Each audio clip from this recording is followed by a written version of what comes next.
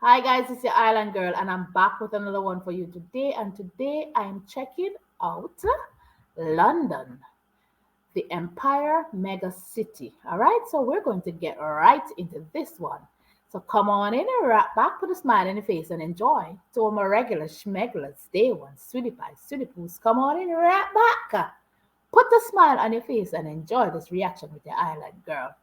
So I am eager and excited to see this one because this one was recommended. So let's get into this video. Here we go, right about now. The world's largest city, until 1925, is now a mature, well-planned metropolis with a population of 13.7 million. It's a highly admired place and is consistently ranked as a top 3 most visited destination on the planet, making its airspace the busiest on Earth. What? As the largest urban economy in Europe, with the greatest concentration of top-class universities, it has hosted the Summer Olympics a record 3 times. It has something for everyone, whether you're after luxury, the world's most 5-star hotels, nature, the world's largest urban forest in a city with more than 40% green space. Wow, I did not know it's the world's largest urban forestry. 40% green space. Nature is look at this view. I know we just started, guys, but it is beautiful. It's just, ooh, baby, beautiful. Wow. Sports, the world's highest total stadium capacity, Wow. or entertainment, the world's biggest theater audience. But while the high life continues for many, this city has seen its share of tough times. This is London, the Empire City. Londinium was founded in 43 AD along the River Thames as a gateway for goods and people entering Britannia from every corner of the Roman Empire. A walled city covering roughly 1.5 square kilometers, Roman London reached a population of 60,000 in the 2nd century. But the empire soon came under severe crisis, and by the 4th century, Londinium was completely abandoned. After 700 years, what was now called London had recovered to become the largest town in England. Oh, wow. The construction of Westminster Abbey in the 11th century ensured its place as the heart of the country. Since then, the Abbey has hosted every coronation of an English or British monarch. Wow. Its most recent royal wedding was Prince William to Catherine Middleton, and last month, the state funeral of Elizabeth II took place at the Abbey. Sitting alongside is the Palace of Westminster, home to the government of the United Kingdom with its 2 houses of Parliament. Westminster lies just southwest of the City of London, a ceremonial district that covers a bit more than a square mile. It constituted most of settled London through the Middle Ages and is today one of the world's most important financial centers. The Royal Exchange, seen here with work being done to its facade, was the center of London commerce.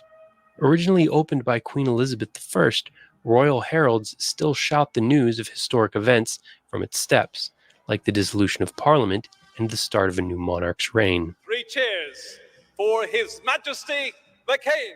Hip hip, hooray! Just out Guys, I am not going to lie to you. The view is amazing. I mean, awe, just whether it's drawings or that aerial view that they're showing. Oh my God, it is so beautiful. Westminster, just no, beautiful. Listen, I'm lost for words. I am. outside the city's borders is the Tower of London. Originally a castle built by King William the Conqueror, it has served as a grand royal palace, a prison, a treasury, a menagerie, the Royal Mint, a public record office, and the home of the crown jewels of England. In the 1660s, it was an armory, during the most destructive event in London's history. Still reeling from the Great Plague that year that had killed 100,000 people, nearly a quarter of its population, Londoners awoke on the morning of September 2nd, 1666, to high winds and smoke. Over 4 days, most of the medieval city was destroyed by a raging fire. Wow. The Tower of London garrison used gunpowder to create effective fire breaks that stopped the fire's spread to the east. Although there's never been an official death toll, several thousand were likely killed, and thousands of buildings were reduced to ash, including over 13,000 homes, 90 churches, and St. Paul's Cathedral. In the aftermath, many architects submitted plans reimagining grand boulevards along a grid system that would become popular in urban America. But the businessmen of the city were eager to rebuild and mostly stuck to the old street plan, although they widened some streets and built with brick and stone rather than flammable wood. Even without Oh, an okay. extensive redesign, the cost of the rebuild forced the City of London Corporation into default and forced thousands of its newly homeless residents to resettle in the countryside, with a little push Okay. from King Charles II, who feared they might revolt. So, how did London survive a devastating plague and fire in the same year? The simplest explanation is that the culture of the city at this time was historically dynamic, cultivating ingenuity in every aspect of society. London's population had recently exploded leading up to the Great Plague and Fire, growing from 50,000 to 500,000. As the main port in the North Sea, its ships were taking full advantage of new trading opportunities in the Americas and Asia. And one new commodity they brought back gave Londoners a huge jolt: coffee. The foreign brew was served in houses that became meeting places to catch up on and debate the news of the day. Soon, houses catered to particular trades like craftsmen, writers, and explorers. Oh my word. So the Great Plague and the Great Fire. Can you imagine how much devastation? You're coming from 60,000 to over 500 people, 500,000 people. That was a that was a drastic change right there. And then they couldn't tell how many people lost their life because I'm it didn't have census at that time because 90 churches, so many houses lost. So that's when people start to spread out in the country areas. But I'm not gonna lie, man. I am telling you, the aerial view, my heart breaks when I heard of the plague and the fire because I can only imagine the aftermath, the devastation and the aftermath after that took place.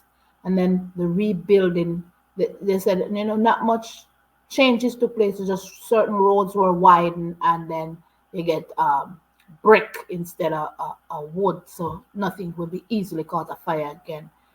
But guys, coffee, the introduction of coffee here comes in, and people learn how to sit down and relax and have a cuppa and have a conversation in the evening.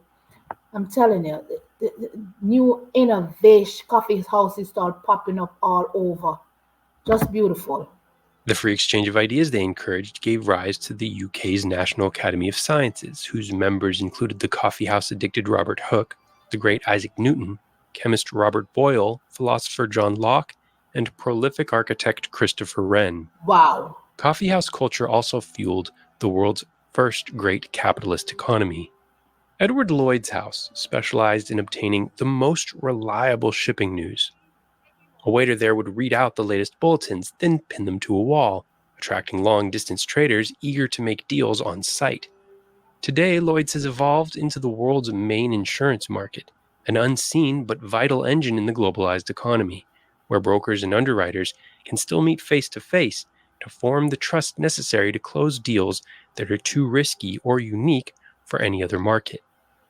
This culture also established in 1694 the Bank of England, creating a publicly financed national debt, an innovation that positioned Britain as a global superpower and its capital as the world's most important city of the 1700s. London's wealth allowed it to finance the most powerful navy the world had ever seen. The memorial column at Trafalgar Square commemorates the victory that cemented Britain's superiority on the high seas. The battle saw an outnumbered Admiral Horatio Nelson bravely sacrifice his life while leading his warships into the heart of the combined Spanish and French fleets, decimating them without losing a single British vessel. The Wow. victory ended any hope European conquerors like Napoleon had for invading Britain by sea, and set the stage for a peacetime boom. Propelled by inventions like the electric motor by London's Michael Faraday, the Industrial Revolution brought rapid urbanization and growth, and by 1831, London was the largest city in the world. 1831, the largest city in the world was London. Can you imagine their fleets, warships, not the number one in 16, I think it's a 1654 somewhere. The World's Bank.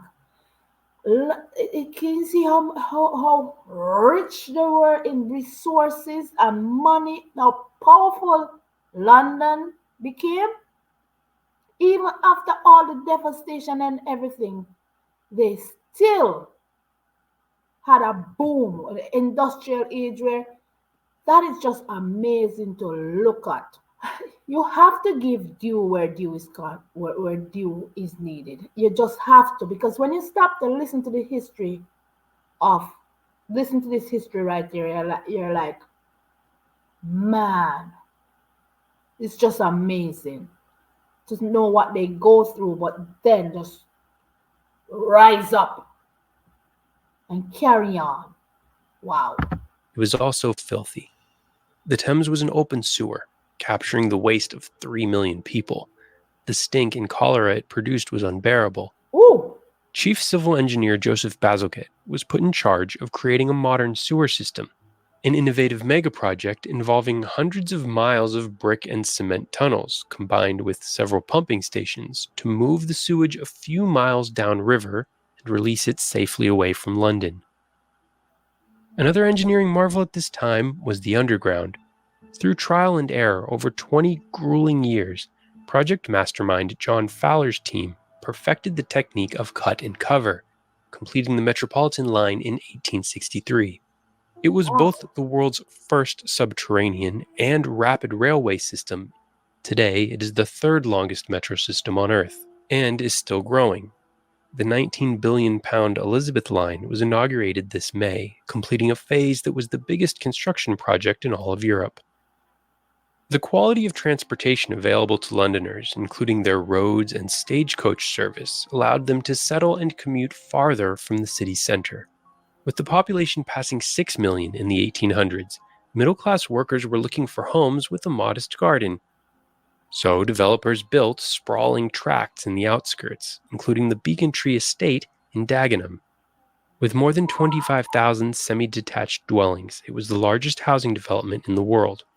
It seems suburbia began in Britain, foreshadowing the sprawl that was to come to places like Los Angeles. Look at that. That is massive. Let's see. Can you imagine? For how much people that they have? 6 million people. I'm telling you, the growth, and then to end up making something like this. So I'm not gonna lie, just listening to this, man, I'm like, wow, the details of how they're explaining this is just amazing. The sprawl, look how it's stretched out. It pans out so wide. Wow. As London swallowed up more and more of the surrounding countryside, authorities contained it by reserving wide swaths of land for a green belt 7 to 10 miles deep around its built-up area.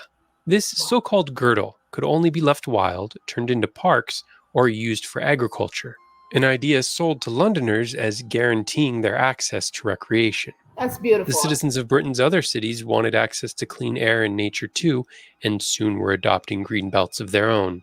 Wow. In 1941, after Hitler's Air Force bombed London for 8 months, killing more than 30,000, many buildings were destroyed.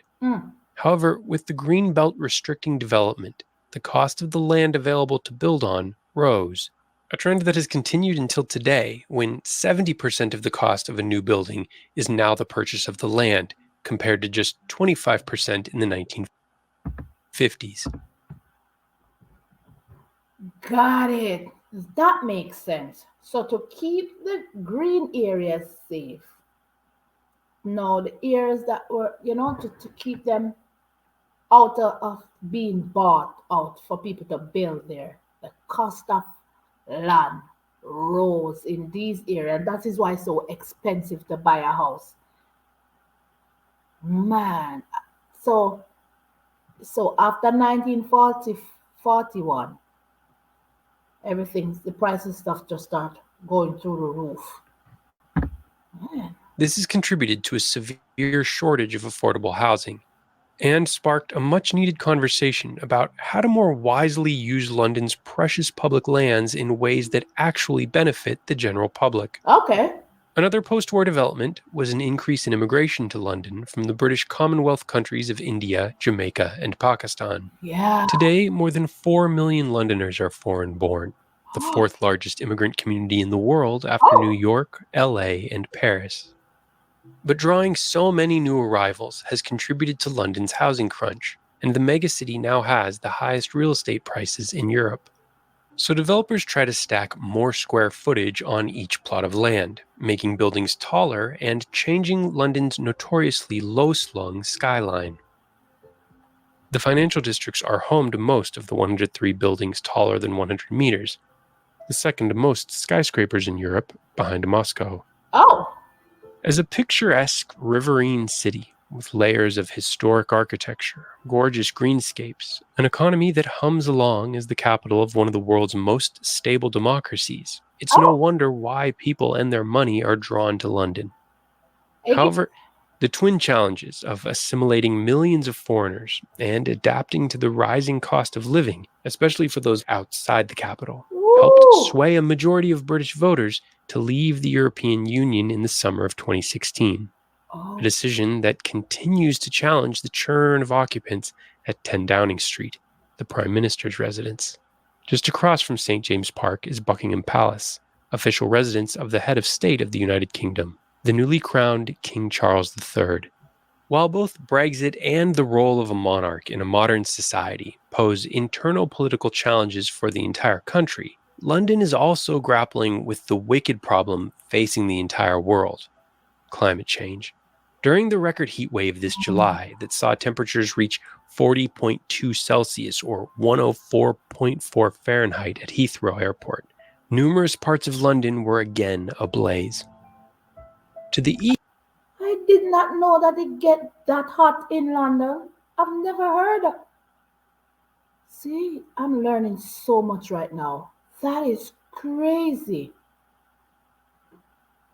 Climate change is something, guys. I know a lot of people are saying it's not real, but I'm telling you, it is something.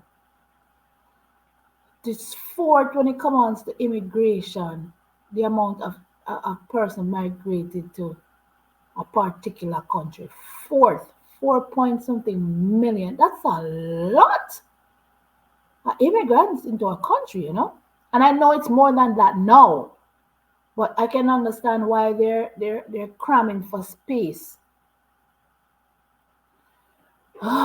East, the steadily rising sea presents an enormous flood risk to an estimated £200 billion worth of property along the Thames, a tidal river.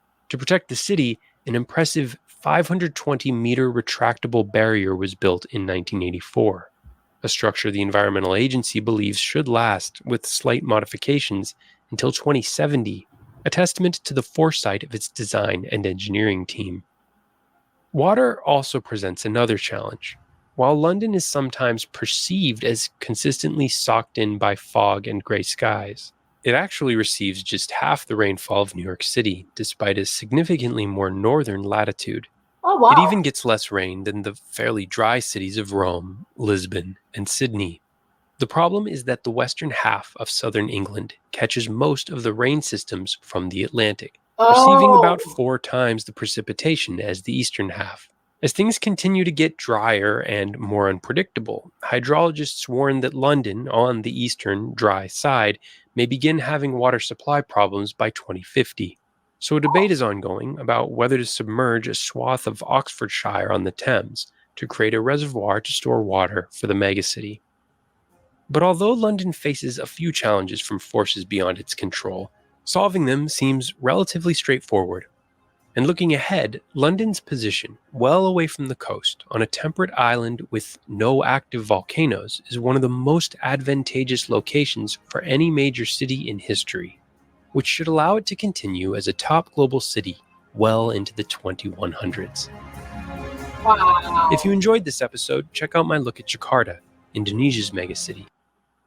Not going to lie, that was beautifully put.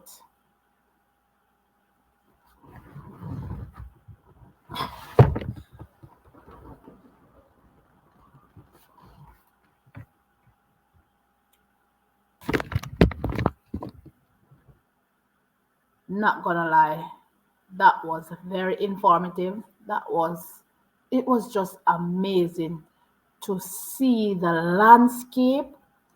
It's and then I learned so much also because majority of what was said I did not even know pertaining to the the precipitation, the skyscrapers, the lands that were reserved for recreational purposes, and um, the, the longest no, the world's third longest train tracks, and I'm like, ooh, child, this is just amazing, just to listen to. And when you stop to think about it, I'm telling you, man, the UK's history is so rich. It's like it's a never ending story. You keep learning and learning as you go. It's like there's always something to learn. Hope you guys enjoy this one. Let me know in the comment section what you'd like me to check out next. I got you. Right back, relax, be nice, be kind, be good. Yeah, then girl, love you guys to the max. And I'll catch you guys in another video. Love you guys. Bye.